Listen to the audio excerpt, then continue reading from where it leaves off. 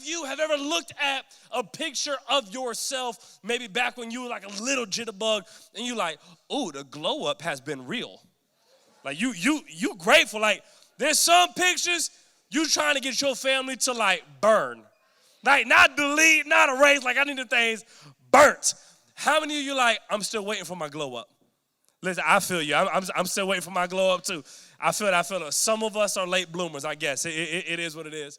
So listen, we have all of us have had something that has probably changed a little bit. And we're kicking off a brand new series this month called Summer Mixtape.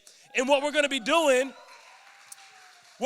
is we're going to be taking a song that is out right now, whether it's a popular TikTok song or something that you hear on the radio that's just booming right now. We're going to take a popular song and we're going to pull something from the song that the Bible has to say, speaking to the song. So Mr. Harry finna preach to us tonight. But the song as it was, Harry Styles might not have known it, but there's some biblical facts to what Harry Styles was saying. Now, he might not tell you that, but there are some things. You see, a lot of people, when I looked at the TikTok videos of this, they were showing like, I saw a lot of people who, they were on a weight loss journey. And so they were saying like things aren't the same as it was. And they showed like a picture of where they are right now, and then they showed a picture of where they started. I saw some athletes. I saw one guy, he was a baseball player. He was showing how fast he was throwing the ball from the pitcher's mound. And then now how fast he's throwing it, which was a huge difference. Maybe I would not be able to do this, but some people could be showing like how short they used to be and how tall they are now. Again, I couldn't do that one, but the idea behind this is showing that there's a little bit of change that has happened, maybe from where things were to where things are. We've all gone through that, but there's something that I've learned about change. Everybody say, listen. There's something I've learned about change, and it's this: things don't change unless you change. Things don't change unless you decide to change. You see, how many of you have ever heard the phrase time heals? You ever heard that phrase, time heals? Maybe it's just me. Time don't heal. There's actually a study that was done that was going over that phrase to see if time heals. And non-Christian folk doing this study came out medically saying that time does not heal. There is a point of time where you have to start making some decisions in order to get yourself out of a particular funky season or a dip that you might be in. See, things don't change unless you and I decide to change. Example, your grades would not have gotten better them last 2 weeks of school. Because it was bad all them other weeks. Them last 2 weeks of school, you was going to every teacher. Could I turn in a late assignment? What extra credit can I do? Some things decided to change. What? You decided to do some work. There's all of us. We have some things that have changed. But here's the thing. I know some 40-year-olds that are still stuck in their 20s. Why? Time went on, but they didn't change their mindset. I know some 20-year-olds that still throw temper tantrums like they're 3 or 5 years old.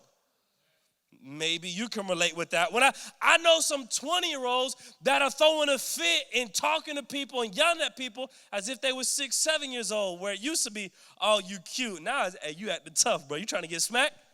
Anybody else got a mama that smacks them? Thank God for a mama that'll backhand you. It was great. First person I ever got beat up by was my mama. Here's the thing. I know some rich folk that act like they don't got no money. Why? Because the mindset hasn't changed. No, straight up. There was a cat who he used to be here at the Blend whenever I was a youth leader here. And he's doing some amazing things in college. He's actually playing sports in college. I'm so proud of this dude. But I talk with him all the time. I get tight with him because my man only wears 100% pure gold or real diamonds, nothing less. Like, I don't mind going to the little kiosk at the mall, paying $20 a lot. I don't mind it. But my boy, he's iced out with everything is real. He's got Gucci. He's got Louis. He's got, name a brand, but he's got it. But I can guarantee you I'm going to receive one phone call or one text from him a month saying, hey, bro, I need you to spot me for dinner. I'm out here eating, and I ain't got no money to eat. But bro, you got all this gold, you got all this Gucci, you got why? I might have money now, but my mindset hasn't changed. My mindset hasn't changed. We need to change. Maybe you've heard this phrase, you can take the man out the hood, but you can't take the hood out the man. Ever heard that before? Yeah, that's talking about someone who doesn't want to change their mindset. So I can change my location, I can change the year that I'm in, I can change the time that I'm in, but my mindset, I don't want to change my mind. You see, here's the reality. Time doesn't change us. A new grade won't change you. A new school isn't going to change you. A new job isn't going to change you. All those things, they're great, but what they do is they give you an opportunity to change. But you and I still have to make that decision for ourselves. Isaiah chapter 43, verses 18 and 19 says this. Do not remember the things that have happened before. Sorry, I thought I had it in red. Do not remember the things that have happened before.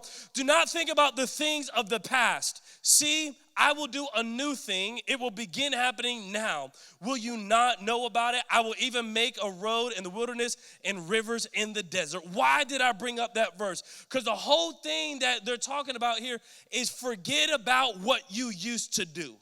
What you used to do will get you your old results. Anybody want better results than they had last year? Maybe better grades, better friends, better relationships, more money? I'll take that one too, yeah. All of that. Well, here's the thing. I can't have anything new with an old something.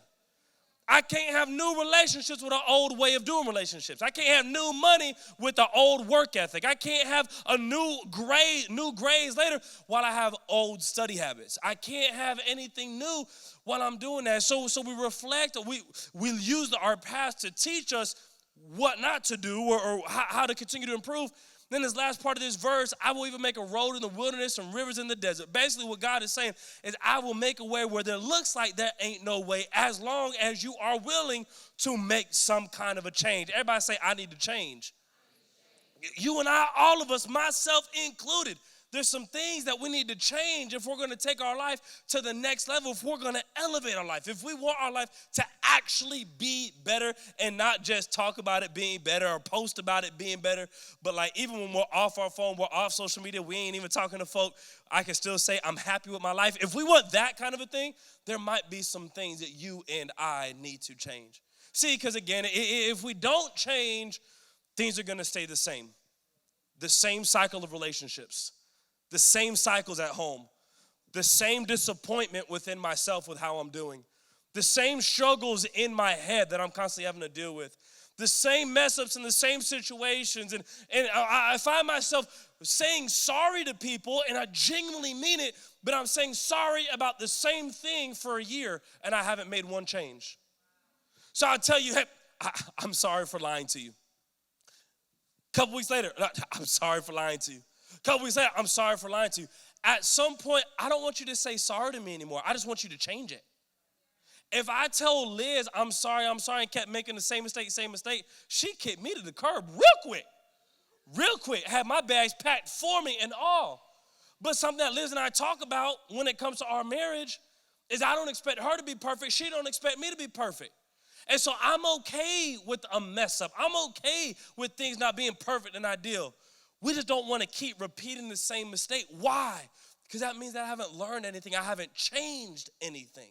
For us to get new results, you and I, we have to change some things. Because you see, to do the same thing over and over again, but to expect a different result is called insanity. Insanity is literally that, doing the same thing, but expecting a different result. You are insane if you've done that. How many of you have ever been insane? I have been.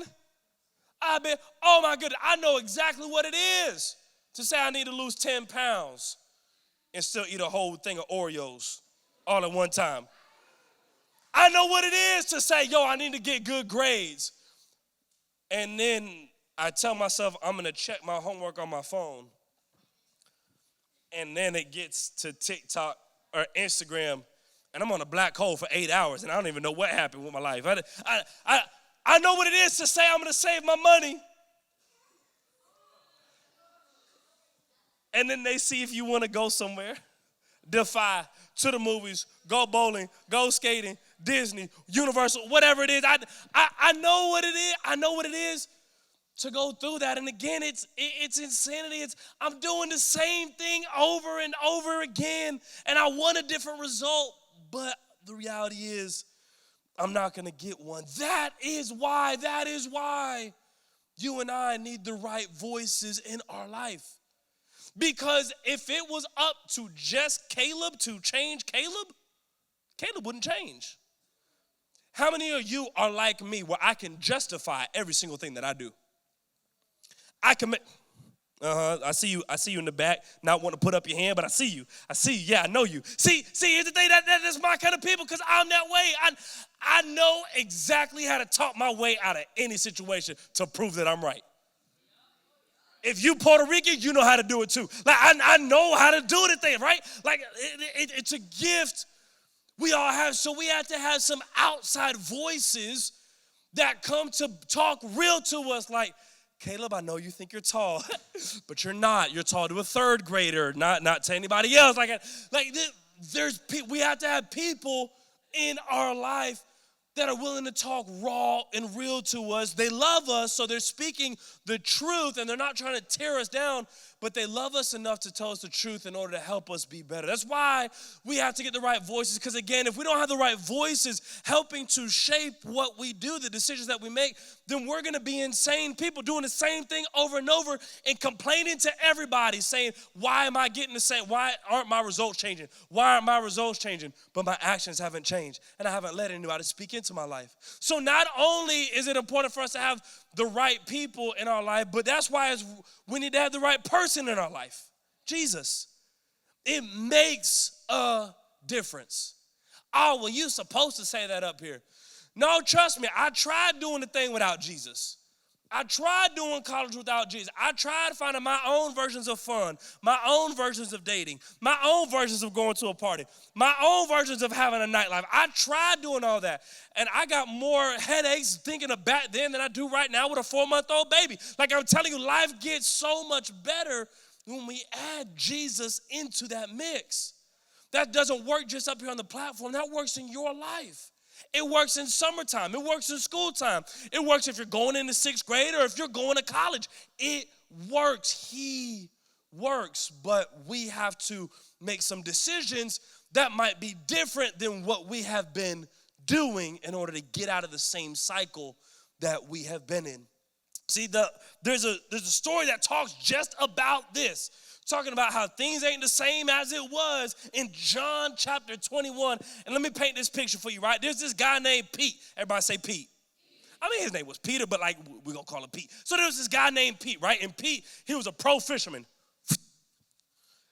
I ain't got the time for that. Like if you like fishing, more power to you. Like he's like my man Vic, right? Like him and Vic would have been best friends. But like I'm not that Puerto Rican, right? Like I need a pace, I need a speed. I can't just sit there and be quiet. Have y'all ever seen me quiet? I can't just sit there and be quiet. Like, no. So Pete, I was a little strong from down here in this section. Right?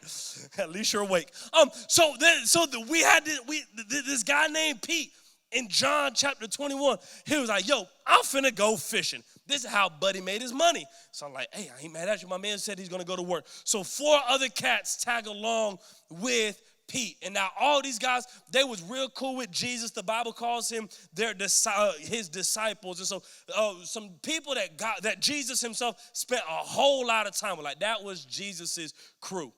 So about 5 of them went out, and they said, not only are we going fishing, we're going to go fishing all night long. Y'all ever like stayed up all night with your friends? Maybe. All right. So like when you stay up, what are you doing? Maybe playing some video games. You're on your phone. Maybe listening to music while you're probably on your phone. You're gonna watch a movie, probably while you're on your phone.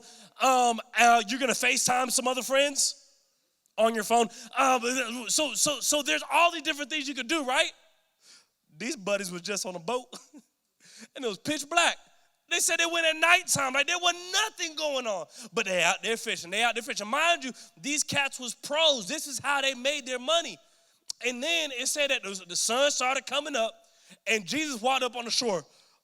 know what I'm saying? He got his coffee from Starbucks. He walk around, he chilling like he's good. And as he's there, he sees them out there on the water, and he yells at them, "Hey, yo, y'all caught anything yet? I'm kind of hungry. I want like a fish breakfast sandwich." Like he's like, I want some. Like, did y'all catch anything? They yell back to him, "Bro, we ain't caught none." Here's the thing. Imagine going to work, a full shift, and then somebody telling you, "Oh, there ain't no money for you." Somebody be dead. Somebody be dead. These cats, they was literally working. Again, this is how they made the money. They was fishing all night long. That's a whole lot of sitting and doing nothing. I'd have been slumped. But they were just sitting there. I said, "Wake me up when the fish comes so I can reel it in and take a picture." But no, these guys are probably slumping. And while they're going through this whole deal, they said, "I ain't caught no fish. I would be tight." Again, I think back to like staying the night at my boy's house and like we're staying up all night long. Like, you ever stayed with somebody so long that you get so aggravated with them? Like, you just breathed. All right, now here, imagine being on a boat, 5 dudes all night long. That'd be tough. That boat would stink. That boat would stink. Did I say that boat would stink? That boat would stink. I'm probably fighting over food, fighting over who gets the most amount of shoulder room and knee room and all this and who gets to sit here and there. These guys probably aggravated out the mess. Everything's going on in their minds. Didn't catch no fish, so they mad about that as well. And then Jesus gonna be slick with them and say, "Y'all to try to throw your nets to the other side. I bet you catch something." Pause. Did I say these guys were pro fishermen? Like, this is what they do. You would think they would know, if I ain't getting nothing on this side, let me try the other side.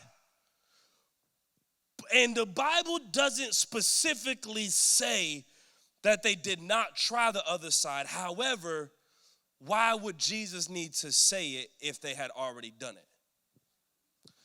So they threw the net to the other side, because that's how they caught back then. They was using nets. Threw the net to the other side.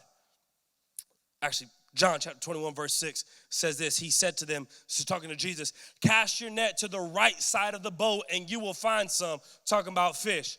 So they cast it, and now they were not able to haul it in. They couldn't even bring it into the boat because of the quantity of fish.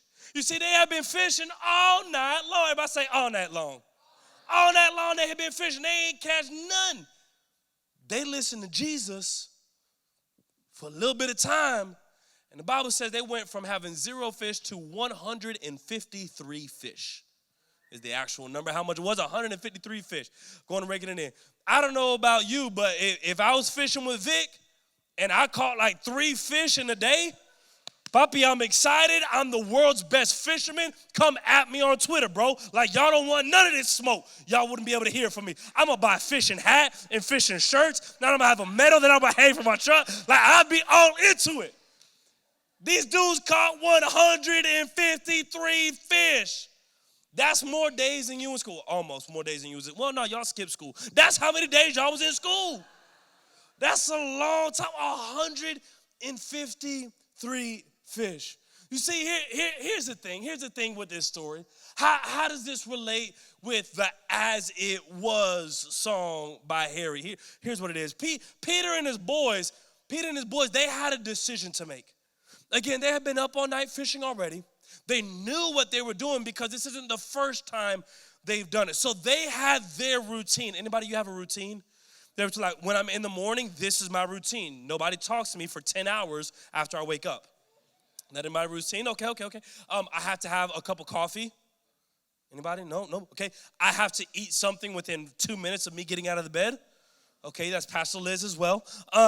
Anybody, like when right before you go out, like you got to do one more double take in the mirror? Okay. Anybody, you got to have music playing whenever you're getting ready? Music playing? Okay.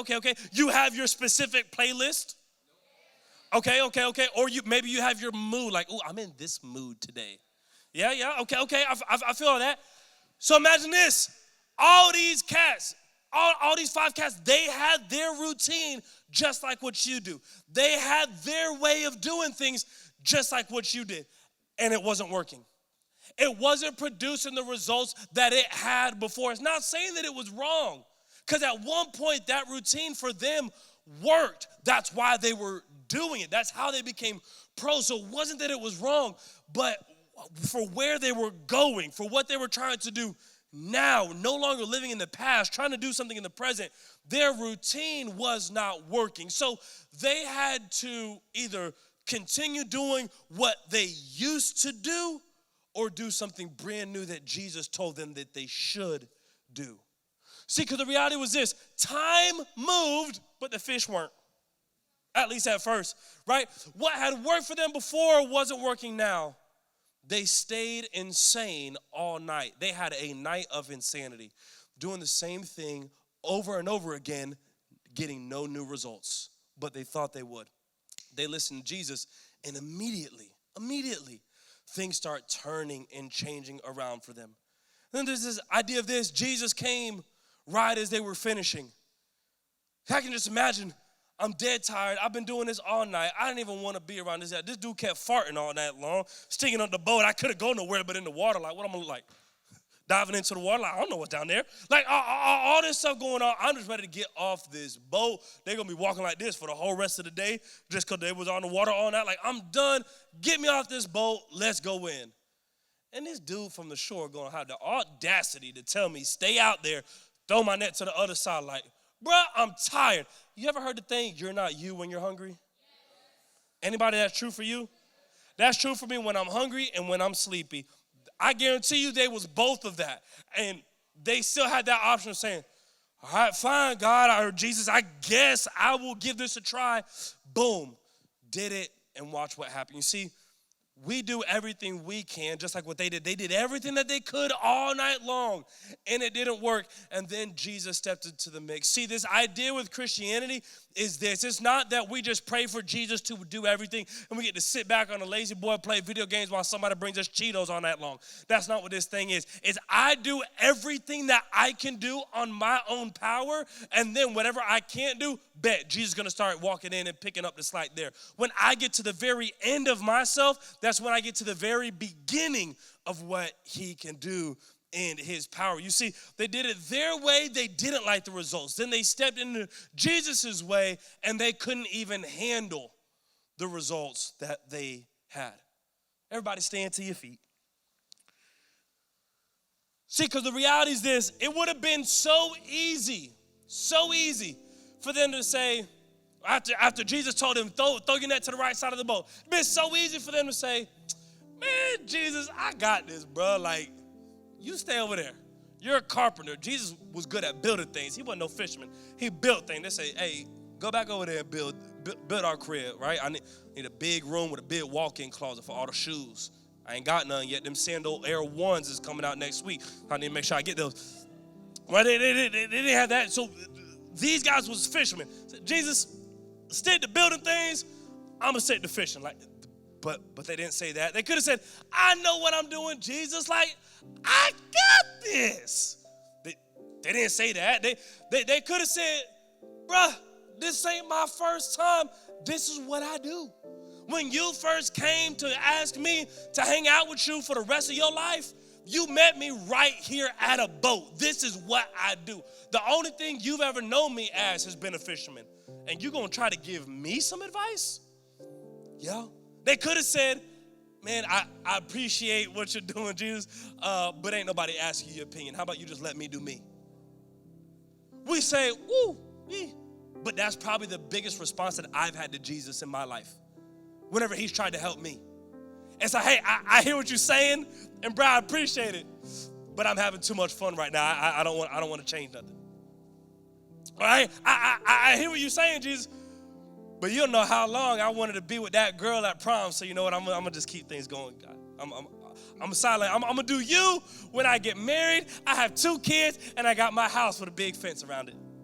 But until then, while I'm still young and I'm still living, I don't want nothing like, yeah, I'm going to pray to you so you can bail me out of things. I'm going to use you like a credit card where when I get in trouble, I'm going to swipe you. But then when I don't need you, I'm going to just put you in my back pocket so nobody knows that I even have contact with you, right? And so I'm going to do something like that.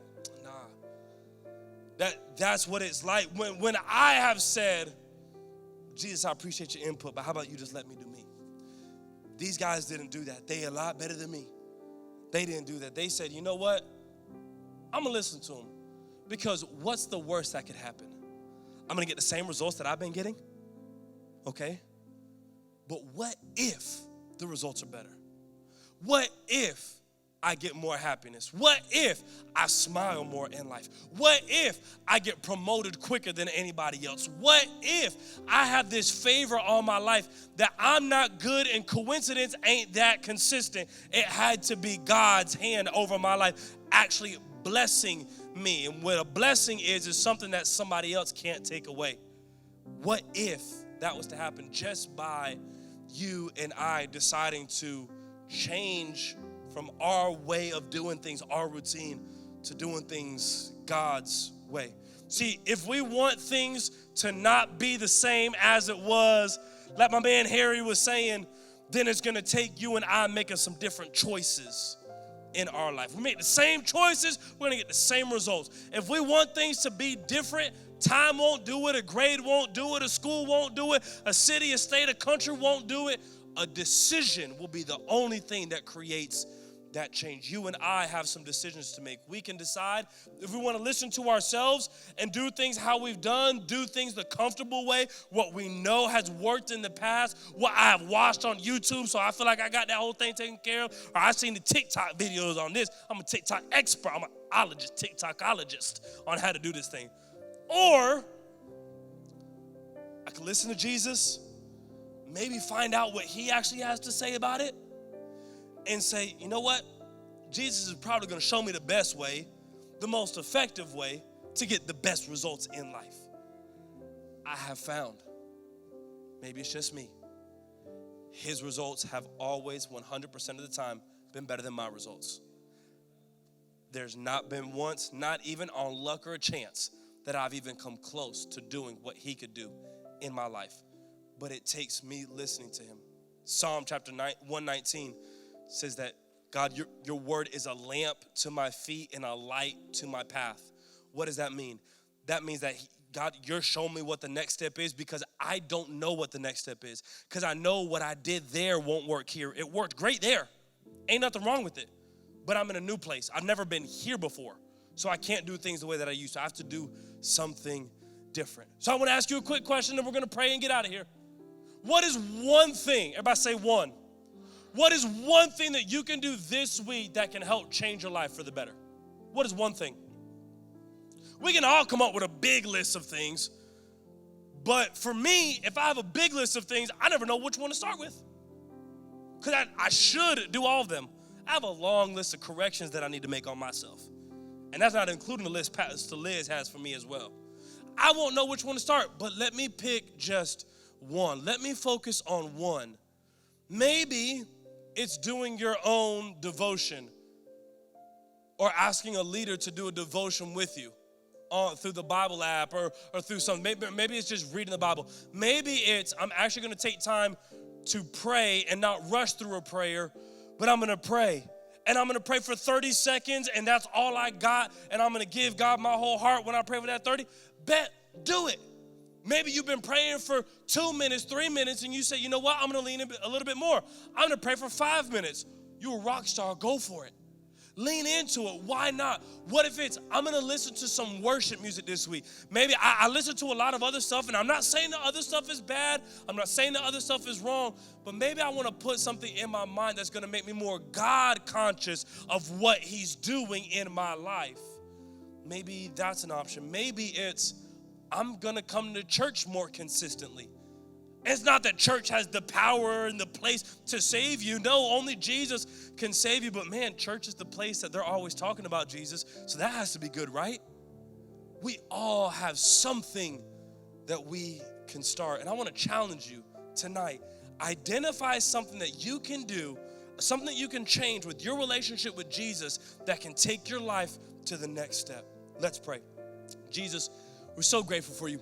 that you come to enhance our life, that you come to better our life and never to take anything away from it. Thank you for loving us enough in order to challenge us, in order to help us grow and to help us change some things in life, not letting us be okay with mediocrity and helping to prevent us from becoming insane and doing the same thing over and expecting to get a different result. God, we're so grateful that when we do things your way, we actually do get your result. And so, Jesus, I pray that you help us all listen and obey. Listen and obey what you say, what your word says in our prayer time when we're listening to worship music, whatever that inching is that we feel. I pray that you help us all to listen and obey you so that we can have the upgraded version of life that you died for us to be able to live. In Jesus' name we pray.